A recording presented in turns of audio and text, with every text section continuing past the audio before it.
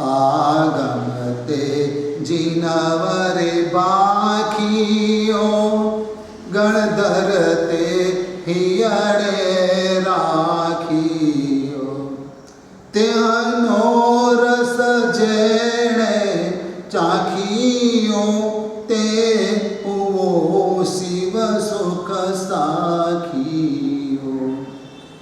यह आगम ग्रंथ का नाम है प्रश्न व्याकरणांग सूत्र, जिसमें पहले कई तरह के मंत्र और विद्याएं थी। आज भी हमारे मुनि भगवंत पन्यास जी, उपाध्याय जी और आचार्य भगवंत सभी कोई न कोई मंत्र का जाप करते हैं। वर्तमान विद्या का और सूर्य मंत्र का जाप किया जाता है और उनके प्रभाव से वह गुरु भगवंत शासन प्रभावना के कार्य करते रहते हैं, उनको उनमें सहायता मिलती है। लेकिन जो पहले के समय में था मंत्र का प्रभाव, वह आज देखने को नहीं मिलता है। कहीं मारी मरकी के उपद्रव होते थे, कहीं प्लेग के उपद्रव होते थे, उस वक्त कोई स्तोत्र की रचना गुरु भगवान करते थे और वह स्तोत्र के प्रभाव से मारी मृगी का उपद्रव शांत हो जाता था। जैसे वो सकरम स्तोत्र, जैसे लघु शांति स्तोत्र, वैसे स्तोत्रों के प्रभाव से मारी मृगी के उपद्रव टल गए। वैसी बात हम आज भी सुन रहे हैं। लेकिन आज 2-2 साल होने आए, कोरोना का कहर चारों ओर इतना फैला है और अभी भी भयभीत है लोग कि तीसरी लहर, थर्ड वेव आएगी तो क्या होगा। दूसरे वेव के अंदर सब हैरान, तीसरा वेव आएगा तो क्या होगा। लेकिन कोई भी माई का लाल ऐसा नहीं है कि जो अपनी ताकत दिखावे कि मंत्र के प्रभाव से यह सब शांत हो जाए। क्यों? कि आज का काल बहुत ही खतरनाक है। मनुष्य का स्वार्थ इतना संकुचित हो गया है कि जो हर एक चीज का उपयोग पैसे कमाने के लिए करता है।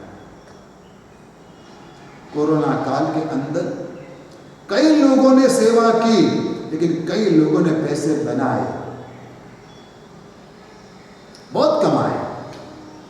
यह उनका स्वार्थ है और इसी वजह से मंत्र वगैरह का प्रभाव नष्ट हो गया।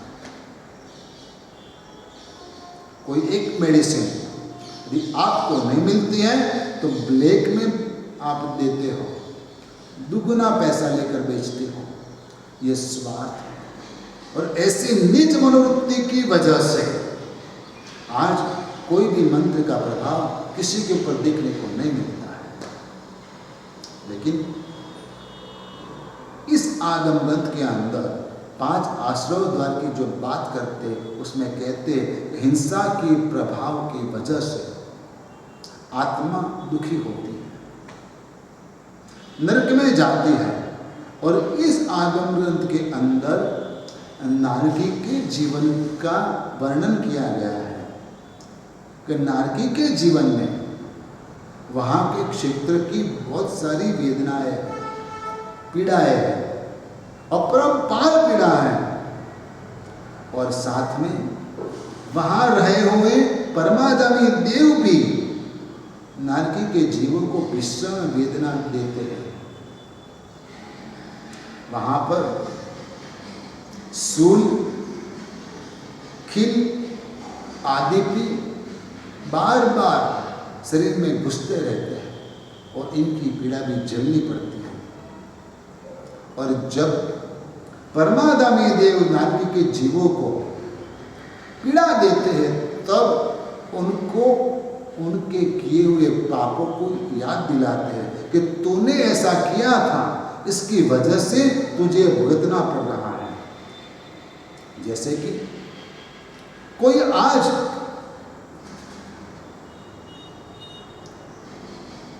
मरघा वगैरह को गर्म पानी में उबलते पानी में डालते और चिकन वगैरह बनाते हैं और खाते हैं। वो वहां पर उसको याद दिलाते कि तूने ऐसा किया था, तो आज तू आ और तुझे गरम तेल की कढ़ाई में डाला जाएगा और वह अपने पापों को याद करके ज्यादा दुखी होता है। ऐसी कई तरह की पीड़ाएं उसके जीवन में भुगतनी पड़ती है। यह नारकी का जीवन है। वहां पर सुसाइड नहीं कर पाते नरक के अंदर, क्योंकि शरीर वैक्रिय शरीर है। नरक के जीव परमाधामी को गिड़गिड़ाते हैं और कहते मुझे छोड़ दो, मुझे छोड़ दो, लेकिन उनको कोई नहीं छोड़ता। पीने के लिए यदि पानी मांगता है नरक का जीव, तब वो परमाधामी देव उससे गर्म किया हुआ उबलता हुआ शीशा का रस देता है और वह जब मुंह नहीं खोलता है तो लोहे के डंडे से उसका मुंह फाड़ के उसके मुंह में डालते हैं। इतनी भयंकर वेदना हिंसा के प्रभाव से, हिंसा की वजह से नरक के अंदर आत्मा को भुगतनी पड़ती है। इसलिए हिंसा का आश्रय द्वार बहुत ही खतरनाक है। सभी पापों की जड़ यदि कोई भी है तो हिंसा है। इसलिए हिंसा का त्याग करना चाहिए। हिंसा का आश्रय द्वार, दूसरा आश्रय द्वार जो है वह है झूठ, और झूठ लोग बार बार बोलते रहते हैं। वह झूठ आपको दर्द देने वाला होगा। झूठ तो बोल लिया, एक बार बच भी गए, किसी की बात आपने छुपा दी, किसी के बारे में आप झूठ बोल दिया, लेकिन समाज के अंदर झूठ बोलने वाले को सम्मान नहीं मिलता है। असत्य की वजह से वैर की परंपरा पैदा होती है और अपयश मिलता है। और इस असत्य के स्वरूप को प्रकट करने के लिए इस आगम ग्रंथ के अंदर असत्य के 30 पर्यायवाची नाम दिए हैं। और झूठ कौन बोलता है वो बताया है। जो पापी आत्मा है वह झूठ बोलता है। जिनके जीवन में कोई तरह का संयम नहीं है वो झूठ बोलता है। जो अविरती है वह झूठ बोलता है। जो चीटर है वह झूठ बोलता है। ज्यादा गुस्सा करने वाला भी झूठ बोलता है। कपटी, लोभी, हास्य और भय से अधीन जो है वह लोग झूठ बोलते हैं। कई लोग, अधिकांश लोग धन के लिए झूठ बोलते हैं। कई लोग कन्या के लिए झूठ बोलते हैं, बहन बेटी के लिए झूठ बोलते हैं। और कई लोग जमीन जायदाद के लिए झूठ बोलते हैं। और कई लोग अपने पशु, गाय भैंस बेचने के लिए झूठ बोलते हैं। और कोर्ट के अंदर भी झूठी साक्षी देते हैं। लेकिन यह झूठ आज नहीं तो कल खुला हो जाएगा और इसका परिणाम आपको भुगतना पड़ेगा। दूसरे को पीड़ा देने वाले लोग झूठ बोलते हैं। किसी को आनंद आता है दूसरे को हैरान देखते हुए। पाप कार्य का कभी मार्गदर्शन मत करना, उसको प्रोत्साहित मत करना, मोटिवेट मत करना जो झूठ बोलता है। और वह जो भी बोलता है ऐसा, वह भी हिंसक वचन है। सत्य की कसौटी अहिंसा है। जो सत्य बोलने से दूसरे की जान खतरे में पड़ जाती है, वैसा सत्य कभी मत बोलना, वह असत्य ही है। दो शिकारी जंगल में शिकार करने के लिए गए, एक हिरण के पीछे पड़ गए। कैसे भी करके हिरण का शिकार करना है। घबराया हुआ हिरण बहुत तेजी से भागा, बहुत तेजी से भागा। रास्ते में ये शिकारी रास्ता भूल गए। वहां पर एक किसान खड़ा था और किसान को खड़े हुए देखकर शिकारी ने पूछा, यहां से हिरण कोई भागा है, किस तरफ गया है? किसान ने सोचा, यदि मैं सच बता दूंगा तो ये लोग हिरण को मार डालेंगे। किसान ने कहा, मुझे पता नहीं, मैं तो अभी यहां आया। यदि किसान ने सत्य बोल दिया होता तो हिरण की मौत हो जाती।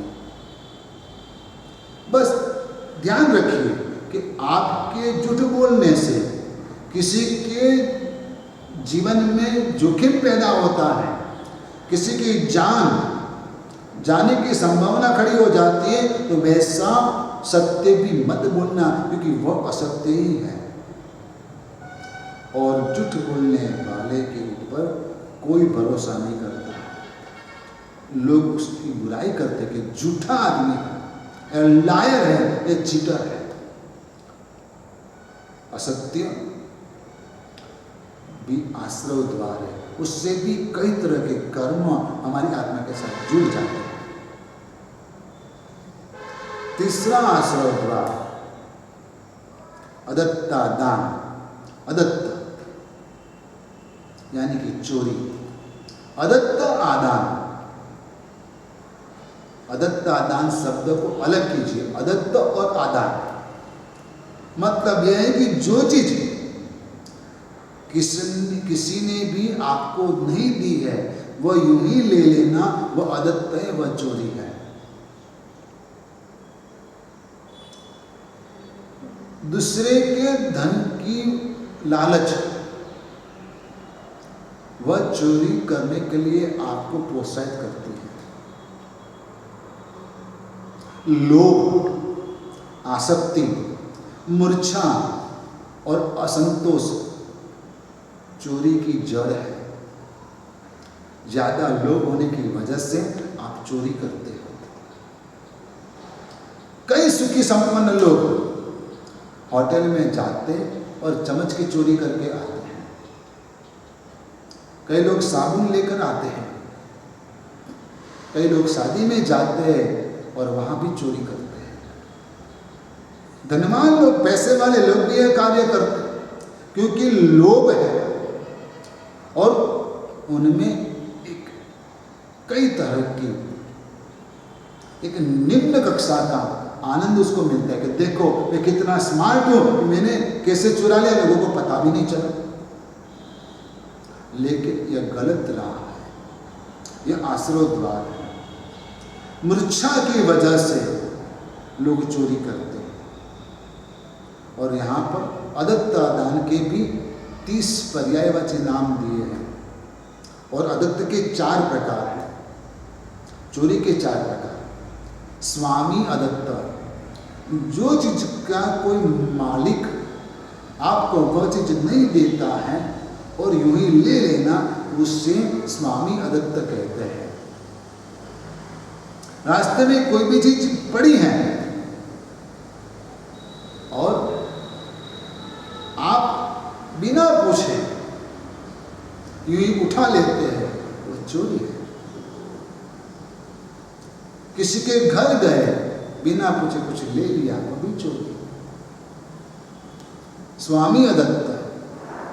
दूसरे नंबर में जीव अदत्त। कोई भी सूक्ष्म जीव की भी उनकी अनुमति के बिना उसके प्राणों से उसको अलग करना, वह जीव दत्त।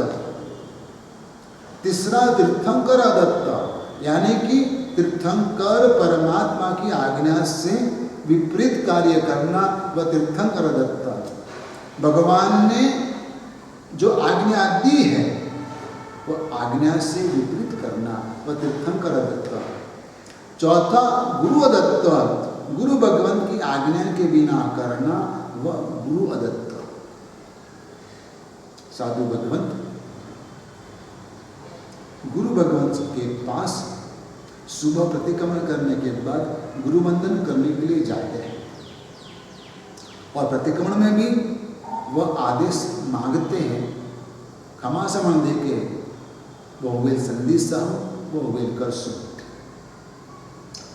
जो श्रावक श्राविका पौषध करते उसको भी यह आदेश लेने होते हैं, वो वेल संदेशा वो वेल कर सु। इसका मतलब क्या है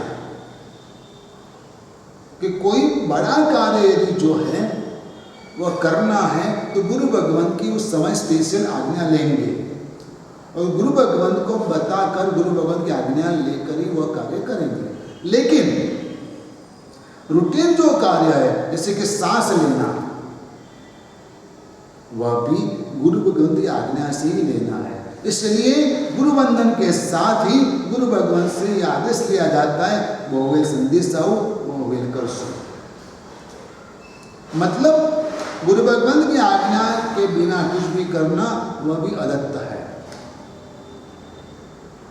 चौथा आशीर्वाद अब्रह्म, यानी कि मैथुन। और यहां पर उसके दुष्परिणाम का वर्णन किया है। अपनी आत्मा को भूलकर इंद्रियों की विषयों में आसक्ति रखना अब्रह्म है। अपने आपे को खोकर, और ये अब्रह्म मोह को बढ़ावा देता है और तप और संयम का घातक है, जरा मरण और सुख का कारण है। अब्रह्म से मौत आती है, रोग आते हैं, इसलिए उससे बचना चाहिए। उसके भी 30 नाम दिए, पर्यायवाची शब्द दिए। अब्रह्म के जड़ है वेद मोहनीय कर्म। स्त्री को स्त्री वेद का उदय होता है, पुरुष को पुरुष वेद का उदय होता है। और यह उदय जो होता है यह कर्मोनीय कर्म के प्रभाव से, उसकी वजह से आत्मा और ब्रह्म में खींची जाती है और इसकी वजह से कर्म हमारे साथ जुड़ते हैं।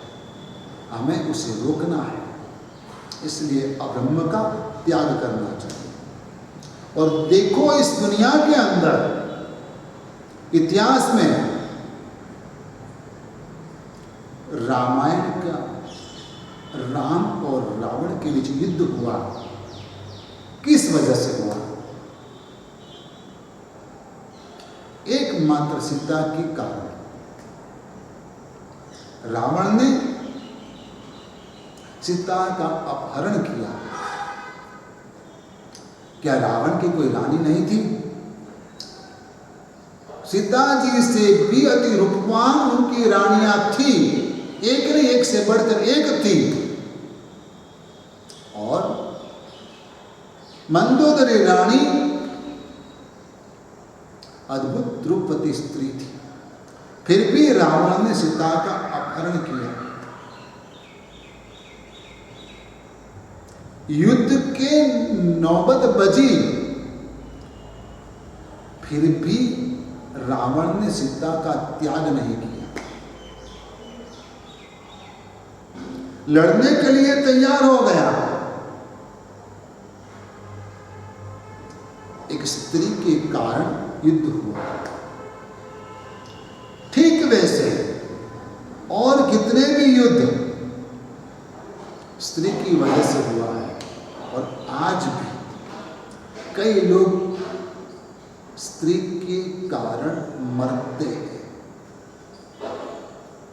हत्या हो जाती है, हिंसा होती है।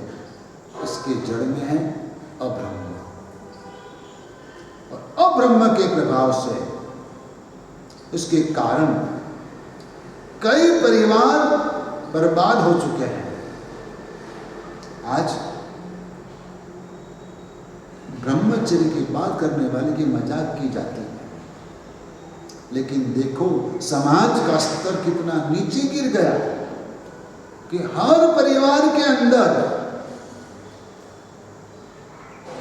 कोई न कोई ऐसा प्रॉब्लम है कि जिससे आप नहीं कह पाते हैं, नहीं सह पाते।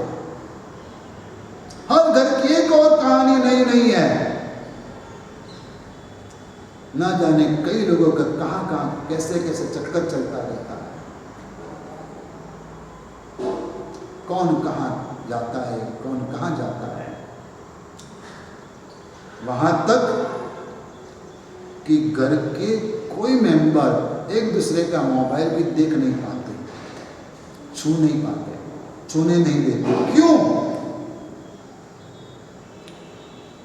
बात क्या छिपी है, राज क्या है कि आप किसी को आपके मोबाइल को छूने नहीं देते, वह भी परिवार के सदस्य को, वडील को, पेरेंट्स को। पति पत्नी भी एक दूसरे का मोबाइल भी चेक करे तो गड़बड़ हो जाती है। कई मैरिज लाइफ बर्बाद हो जाती है अब्रह्म के कारण, और अब्रह्म हिंसा तक ले जाता है। इसलिए अब्रह्म का त्याग करना चाहिए। 5वां अध्ययन परिग्रह का है। परिग्रह का सीधा अर्थ जीव को, अपनी आत्मा को जो पकड़ के रखता है, संसार के प्रति जकड़ के रखता है, उसे परिग्रह कहा है। और हमारी आत्मा के लिए परिग्रह जैसा कोई बंधन नहीं है। परिग्रह समस्त दुखों की जड़ है। परिग्रह मोक्ष मार्ग के बीच आया हुआ दरवाजा बंद करने वाला लॉक है। धन संपत्ति, जमीन जायदाद, ज्वेलरी, स्त्री पुत्र आदि सचित और अचित पदार्थों का संग्रह और उसके ऊपर का मूर्छा भाव, आसक्ति जो है, लगाव जो है, वह परिग्रह है। परिग्रह की व्याख्या बताते हुए कहा है, मुच्छा परिग्रहो वुक्तो, यानी कि कोई भी चीज के ऊपर आसक्ति, लगाव, ज्यादा अटैचमेंट, वह परिग्रह है। चीज कितनी है वह महत्वपूर्ण नहीं है, लेकिन वह चीज के ऊपर आपका लगाव कितना है वह परिग्रह कहलाता है, वह महत्वपूर्ण है। जैसे कि मेरे पास एक मुपत्ति है, लेकिन यह मुपत्ति बहुत अच्छी है, इसका कपड़ा बहुत अच्छा है, वह मेरे गुरु महाराज ने मुझे दी है, मेरे भक्त ने मुझे दी है, वैसा मानकर इसके ऊपर मैं लगाव रखता हूँ, अटैचमेंट रखता हूँ, तो वह परिग्रह है। मूर्छा परिग्रह है, और मूर्छा को छोड़ना वह धर्म है। परिग्रह छोड़ना है, परिग्रह ज्यादा इकट्ठा करने का दिखाता है। और चाहिए और चाहिए और चाहिए, लेकिन कितना चाहिए वह किसी को पता नहीं है। यह परिग्रह छोड़ना अति आवश्यक है। परिग्रह भी आश्रव द्वार है और यह जीव परिग्रह की वजह से जन्मों जन्म तक का अपना सुख और शांति को खत्म कर देता है। महाराजा कुमारपाल जंगल में एक समय भटक रहे थे जब राज्य नहीं मिला था। एक पेड़ के नीचे सोए थे, लेटे थे, थके थे। उस वक्त उन्होंने देखा कि एक चूहा अपने डर में से स्वर्ण मुद्राएं निकाल कर लाता है, एक एक करके, और ढेर करता है, रखता है। कुछ एक स्वर्ण मुद्राएं वह चूहा एक के बाद एक लेकर आया और इसके ऊपर चढ़ के वह नाचने लगा, डांस करने लगा, खुश हुआ। और बाद में एक एक करके एक एक स्वर्ण मुद्रा वह वापस लेकर अपने घर में रखने लगा। कुमारपाल ने सोचा कि इस प्राणी को, ये चूहे को स्वर्ण मुद्रा क्या काम की है। उन्होंने एक स्वर्ण मुद्रा ले ली, देखता हूं क्या होता है। लेकिन चूहे को समझ में आया कि मेरी एक स्वर्ण मुद्रा कम हुई है, तो वह सर फूट फूट के मर गया, कूट कूट के रोया चूहा, दुखी हो गया और सर फोड़ के मर गया। कुमारपाल हैरान हो गया कि ये प्राणी को भी संग्रह करने का इतना शौक है। हाँ, परिग्रह संज्ञा इतनी खतरनाक है, वह किसी को नहीं छोड़ती है। रत्नाकर सूरी महाराज, जिन्होंने रत्नाकर पंचदशी की रचना की,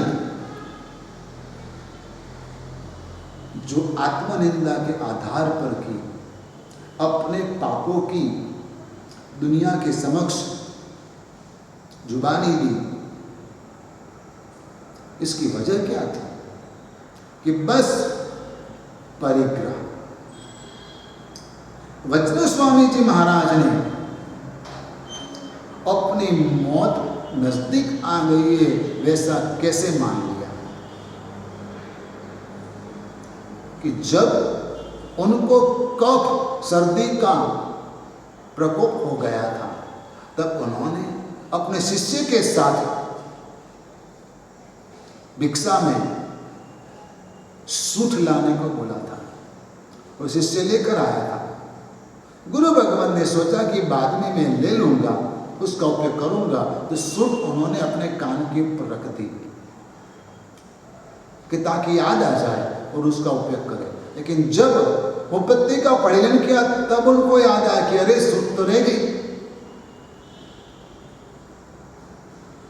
गुरु भगवंत ने सोच लिया, मान लिया, यह मेरा प्रमाद, और यह प्रमाद की वजह से मैंने जो किया और सूठ संभल कर रखी वह परिग्रह था।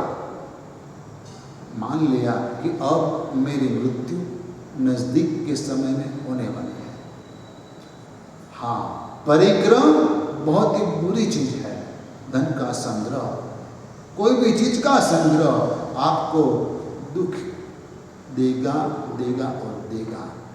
यह आश्रय द्वारे 5: हिंसा, झूठ, चोरी, अब्रह्म और परिग्रह। यह आश्रय द्वारों से बचने का मार्गदर्शन इधर यहाँ पर इस आगमृत में दिया है, और कल मैं आपको बताऊंगा संवर द्वार, इसका क्या स्वरूप आगे देखेंगे। धर्मलाभ, आशीर्वाद।